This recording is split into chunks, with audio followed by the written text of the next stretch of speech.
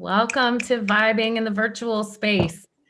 We are so excited that you are here, and we have special guests from within the BGC movement and the creative youth development field here with us today. And of course, we're all part of the creative youth development field. So we can't wait to hear from everybody about your studio practices. But to get us kicked off, we'll do a real quick look at what we're going to do here today. We're so excited that we've got Brad from Riverzedge Arts, Ruben from BGC Metro Atlanta, and Nadine from West End House to share specifically some of their teaching practices in this time. And then we're going to, in small breakout rooms, be able to have a little bit of a deeper dive conversation with them.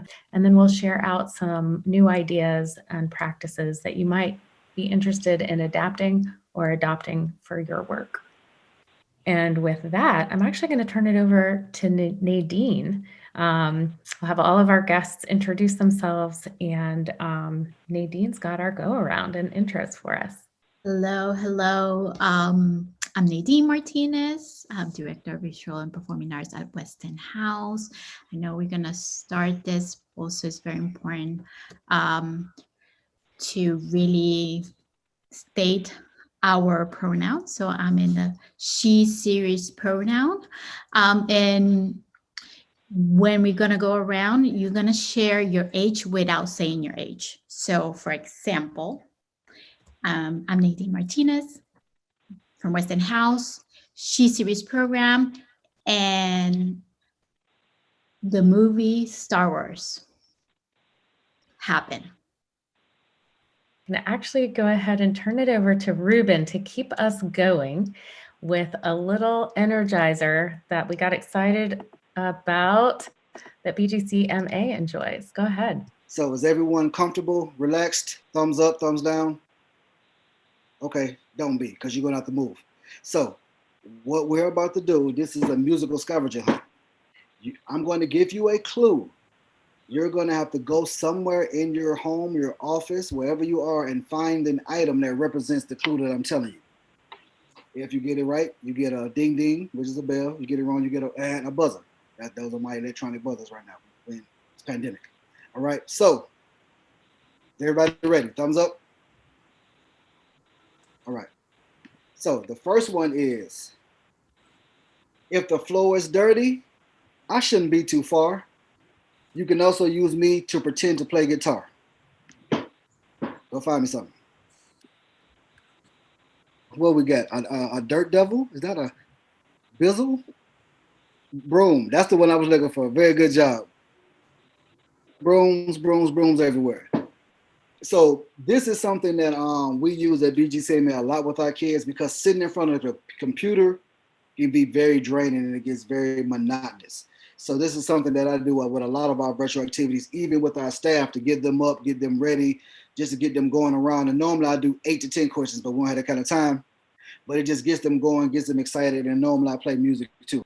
I love that. We're going to go from like getting the energy up to actually getting ourselves centered and focused. So we're going to turn it back over to Nadine to share another practice that she has been using with her programming at West End House to get the group centered. Thank you. So this is what we do. We do have mindful moments to get us all together, center, and get the sense of energy of also being collective.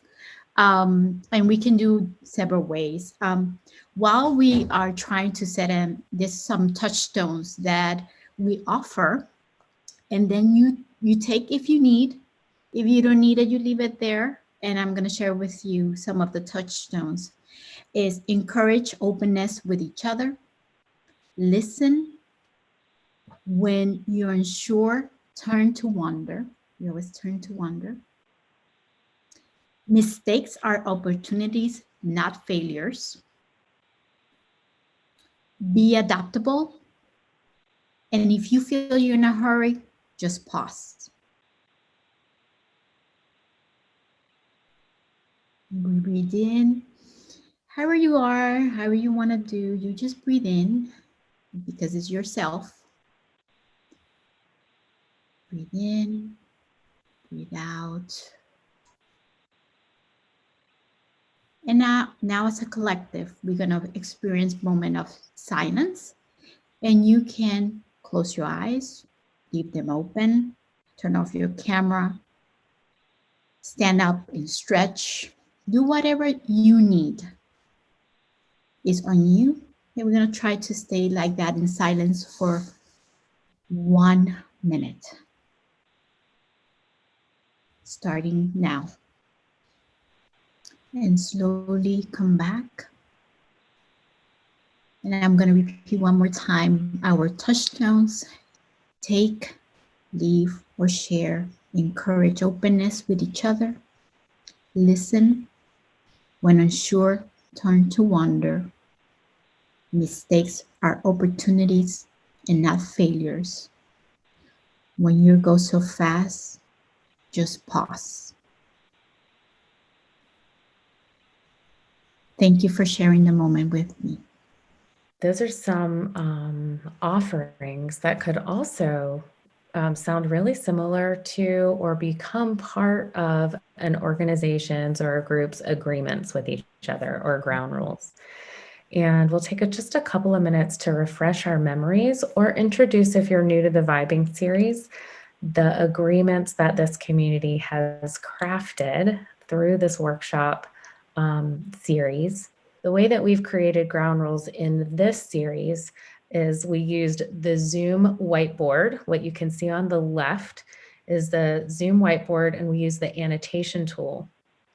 And folks shared ideas of what they would need to be in a creative and courageous and helpful space. And then on the right-hand side, you can see the tool that we used was from Padlet, where we yes-anded the original ground rules. And what I'd like for you to do is take a look at these, and can I get a volunteer or two to say aloud something on here that really resonates with you today? What's one that you're really lifting up today? Try to show your beautiful face if possible. That's a big one for me because we've been in this virtual world for so long. So it's nice to see smiling, friendly, approachable faces when we come into these sessions. I think have fun is jumping out at me. It's just such a great reminder, just starting off with those icebreakers this morning and getting those ideas together. I mean, sometimes when I'm doing these trainings, I feel like Charlie Brown's teacher. I'm like, wah, wah, wah, wah, wah. So just the reminder to infuse fun in whatever we're doing is great. Quick tech check. Can I get a volunteer to share out maybe how to change our name tags? I can do that. So it's just on the top right of your rectangle frame. You go up to the 3 dots. If you hover over that and you just scroll down to rename, and then you rename. Thank you. You can put as much as you want in your name tag. And we often use them to protect privacy. We might be programming in a way that we're going to take a screenshot, or we're going to record video and we don't want to share young people's last names. Later in this session, we're actually going to use it to pick a breakout room topic. So lots of ways to use that name tag.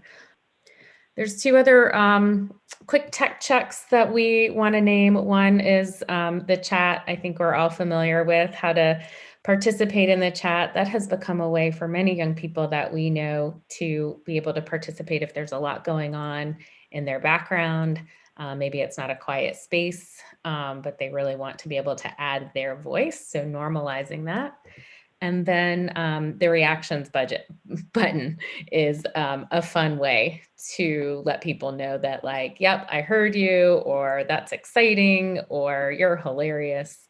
So now we want to hear from our guest artists, and we'll get started with Brad. The focus of the session is really thinking about studio skills, how you have been maintaining your teaching practices, even if from afar. So Brad, take it away.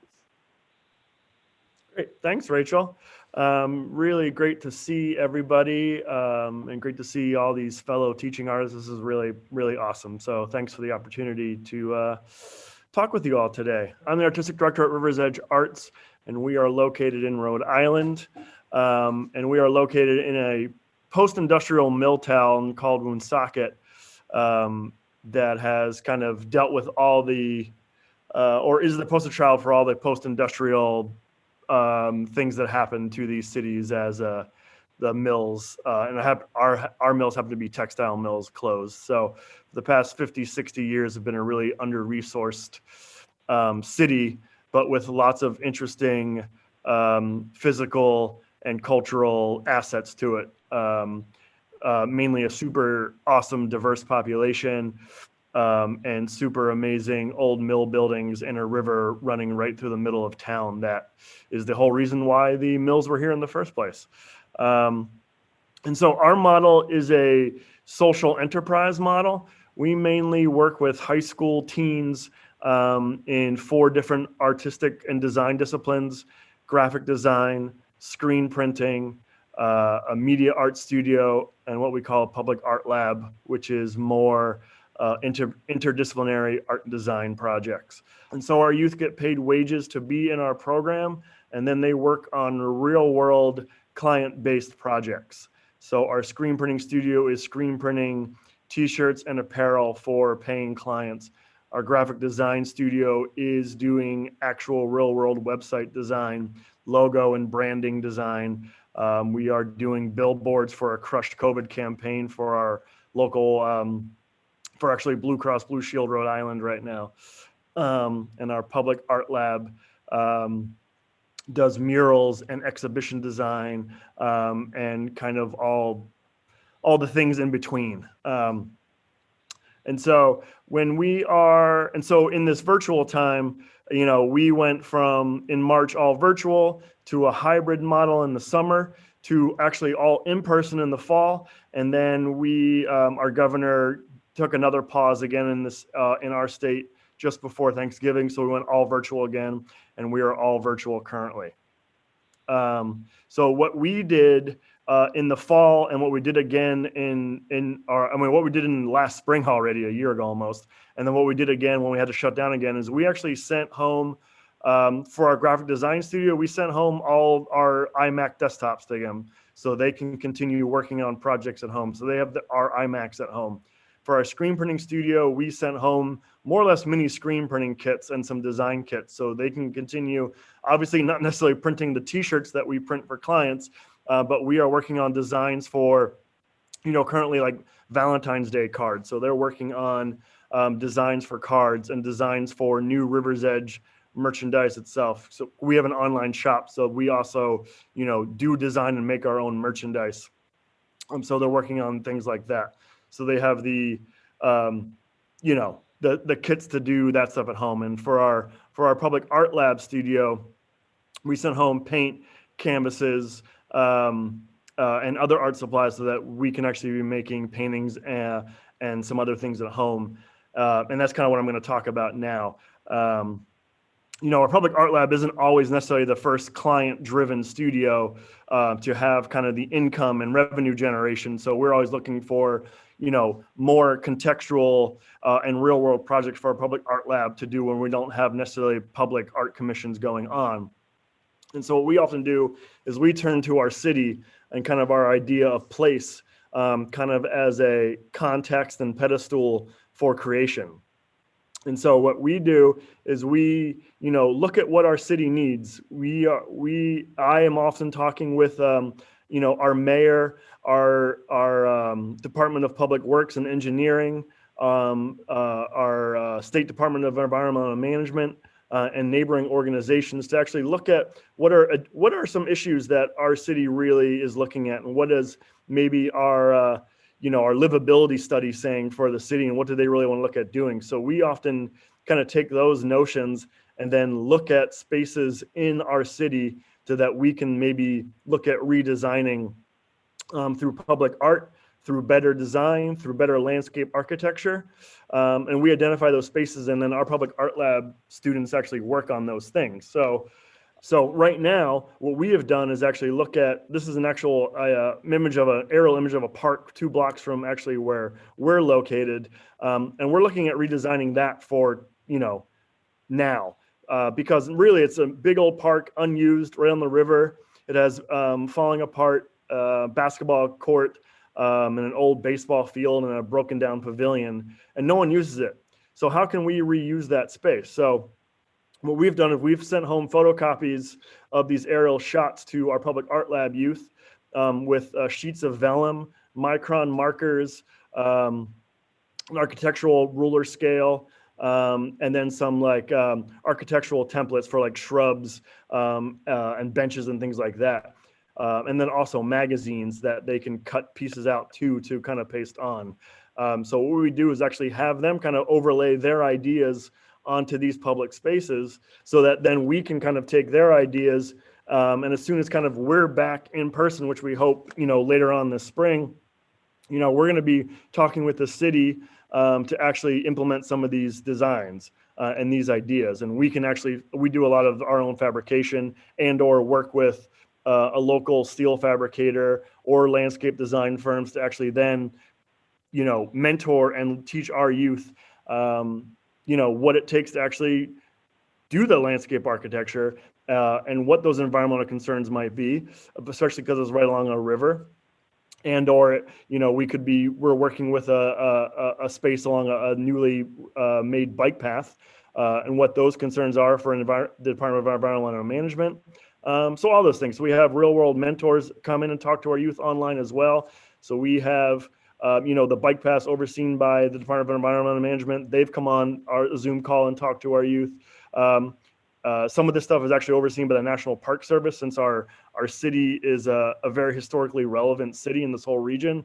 So we have members of the National Park Service rangers come in and talk to our youth, and just to be thinking about the kind of big ideas that our youth can be thinking about and that you should have voice in, especially as their city is laid out in design and how they can use it and how public spaces are made for them. So, that's what we're up to right now. Again, I don't, not everyone can have computers and everything sent home. So this is, I think, is an interesting and real world way that we can still engage with our youth, even in these virtual times. And then, we, in our public art lab, we have critiques 2 days a week.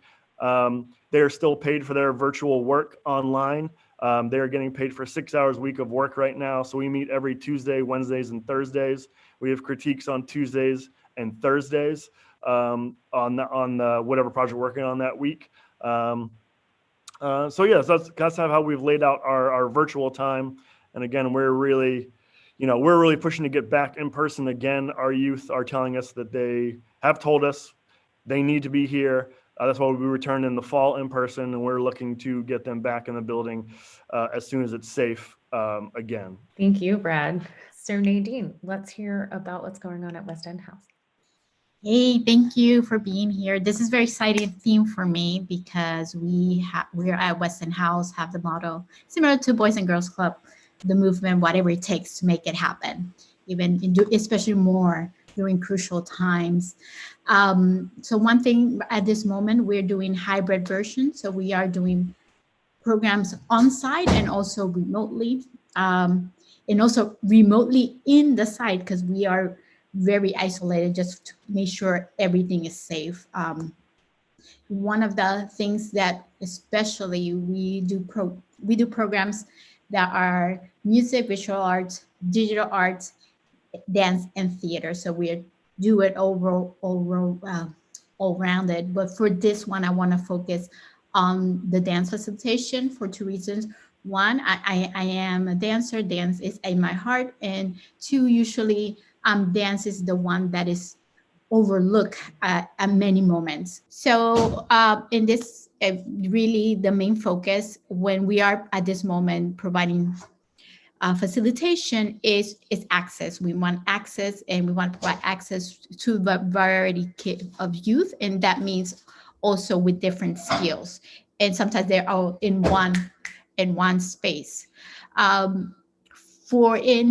Because of the time, I want to show you something that we try, especially when we do dance at any moments, and it's the idea of using two cameras, and as a way for the kid or the youth to see themselves and also to see the instructor, and also to see, so they can look at my feet, basically.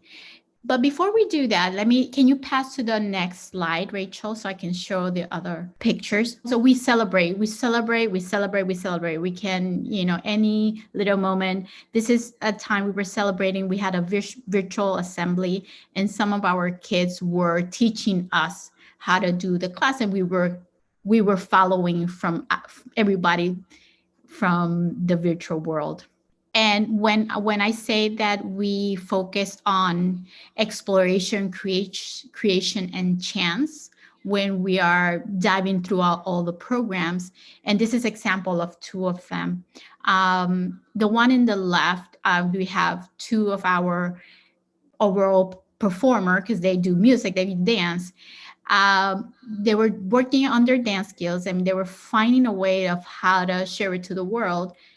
And they figure out, what if we do like graffiti with their phones? And that's something that they came up with.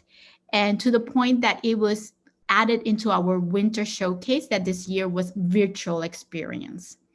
And that's the chance method. It's like, okay, let's go for it. Let's do it.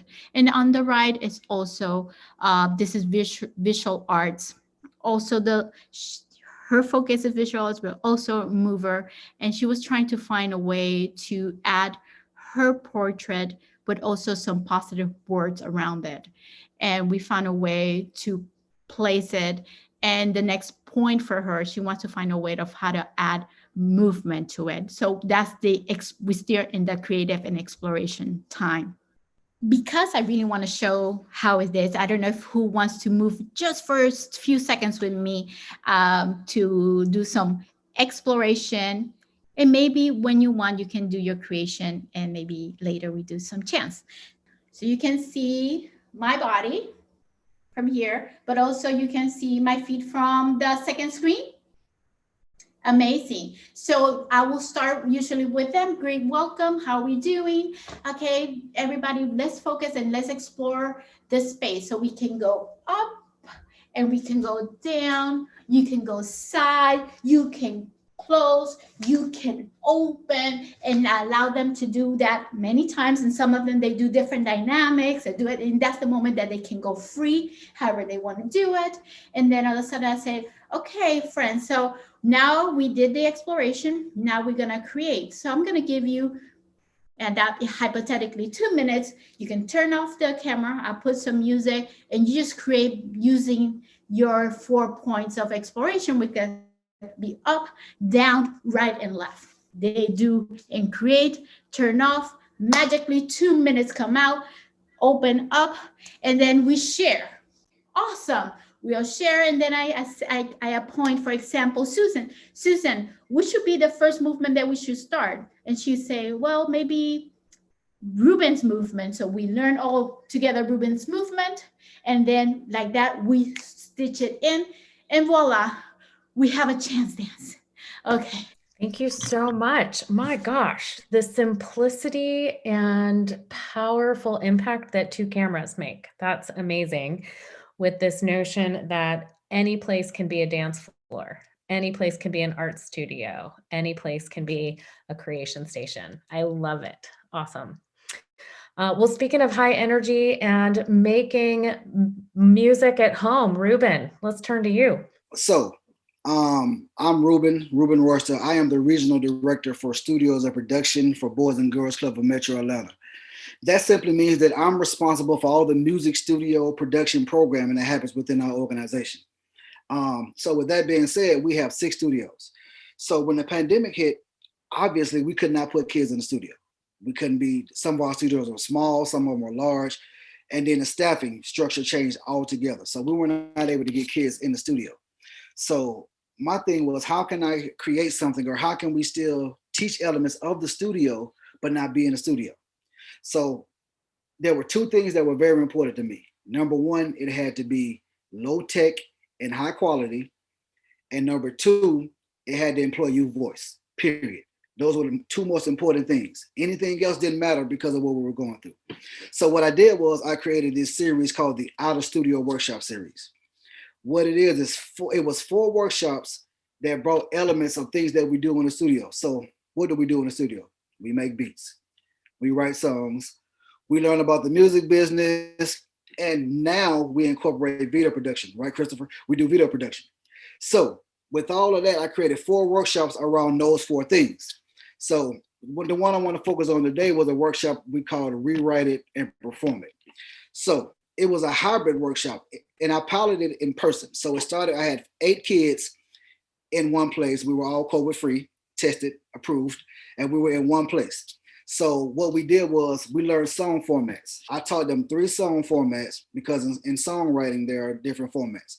I taught them 3 song formats and used examples of those song formats. So we use songs they know, like people like Roddy Ricch and The Baby and Lil Baby. Now people I don't be knowing, but they know. So we took those songs and taught them song formats. We even used some stuff like Beyonce songs and learned 3 song formats. After we learned the song formats, we took a popular beat. So we use Roddy Ricch, High Fashion, oh no, that song right there, right? We took that song, and what we did was we rewrote the song to a topic I gave them. So the youth voice was employed because I gave them a topic. So the topic was COVID-19, and they could create a song about it using the format. So the format was like ABA, verse, chorus, verse. So they rewrote a verse, chorus, and a verse using that beat. So it's about 8 of them. And they just talked. The name of the song was Quarantine Crazy. And there is a link to it on YouTube, the whole workshop series. There's a link to it on YouTube where they actually created. Now, this was done in person. So from there, I was like, how can I take this to the entire org? How can this work within the entire framework of Boys and Girls Club? So I said, well, just like we set up right here in this Zoom room, I decided we could take these workshops and do them on Zoom. So I would have a facilitator or a co-facilitator like Susan is to Rachel, and we would split up in breakout rooms and have 2 groups rewrite songs, and then they would come back together and present the songs. But one person would rap the song or sing the song and make it like a little friendly competition. And then even they would have group names like this will be the Trap Kings and this will be the Bebop, I don't know, whatever they come up with, and 2 groups, and then they would actually compete with the song just to see who came up with a more creative song. There's really no winner, but the sense of competition always added another element or another depth of just them wanting to feel and belong and feeling a part of something. That way everybody participated. So every workshop is designed this way where we can bring the elements that we do in the studio outside of the studio in open spaces or virtually, so that the kids aren't missing out on learning how to make beats. Like we use body beats, we use tables, we use cups to make beats virtually. And then we created a song around that. We did content creation, or what I call video production, where I gave them 4 items in a paper bag. They took those 4 items, they pulled them out, and they had to create a skit using the 4 items or about the 4 items. And then they performed it.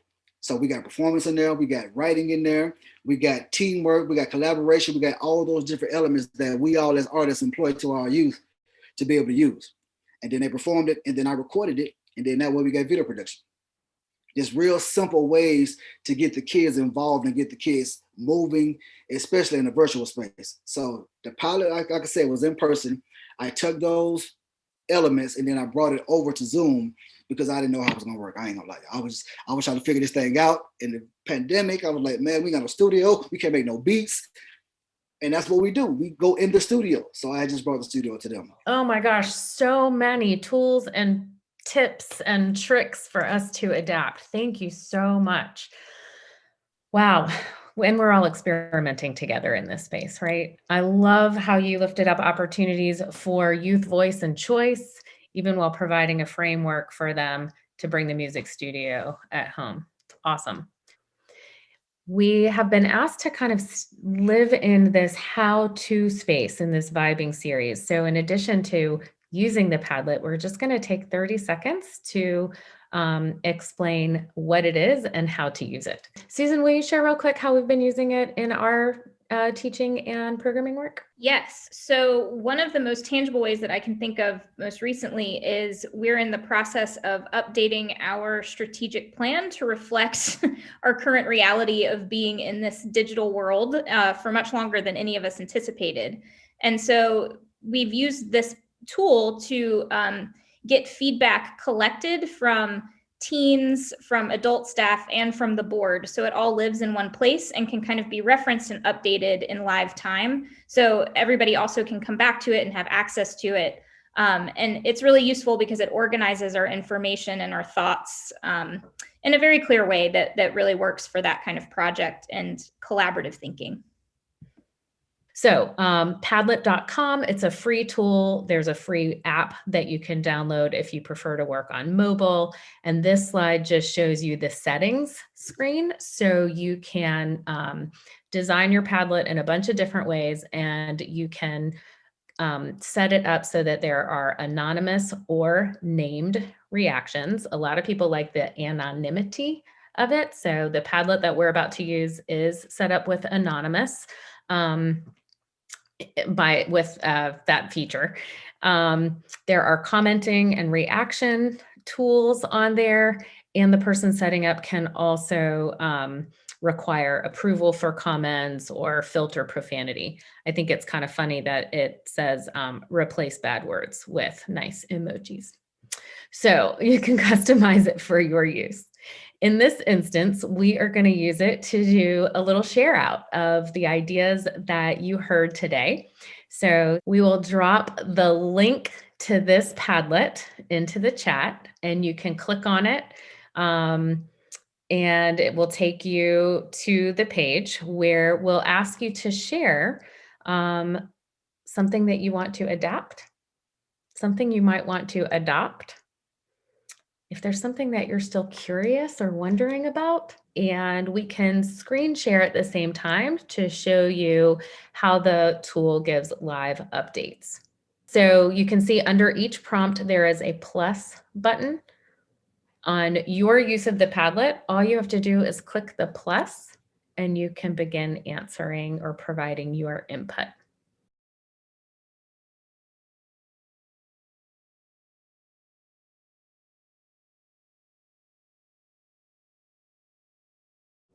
Would love to hear from a couple of volunteers. What is something that you heard today that you are interested in adapting to your work? I would like to implement it from Riverzedge Arts. I would like to implement a entrepreneurship fundraising programs and give students stipends in the class for participating. And I had started a class last year where we did silk screening, but it was an introduction to silk screening because I work with middle school kids. But Riverzedge Arts, they work with high school students that's more advanced. So I did something with a one color printer where I taught them how to shoot screens and print shirts and things like that, because I have that under my belt as well. And I think that's a great way to raise funds and stipends for the students. On our end, actually, so it's not even stipends anymore. They actually get paid actual wages now. We had to change it. We had to change from stipends to actual wages due to state laws, actually. So we were paying a point-based stipend scale. Now they actually get paid an hourly wage according to their age bracket and our state labor law guidelines. Thank you all for contributing your ideas and your amazing energy. Y'all should know the Padlet stays. So the beauty of a digital tool like this, like Susan mentioned, is that it's something that you can refer back to. Padlet also lets you download it as a piece of art or a PDF that you can then share out to a community. Let's close out with a one word or phrase appreciation. Please feel free to take yourself off mute to share or drop it in the chat if you need. And I'll just appreciate all of you for being here, for sharing your wisdom and your time and putting the community in learning community. I appreciate the opportunity. Yeah, I would say grateful. I'm grateful for the opportunity to share with my fellow teaching artists. Thank you for the inspiration. Yeah, that's what I like, the inspiration that I've gotten. Love all the other artists. Love it. In this virtual space, energy matters and it comes through. And so the passion that you all have for your art and then each other as a community is just like, it's so real. And so, yeah, the energy, I'm grateful for it. Aggressive agreement and the collective creativity here is just, it's going to fill me up for a long time. I just want to say, being reminded today that the arts belong to everyone. and we need to keep it going. Thank you all. Thank you for the opportunity to collaborate with all these different wonderful artists. I really learned a lot. Thank you, everybody. Yeah. Have a wonderful, healthy, safe, peaceful, artistic day.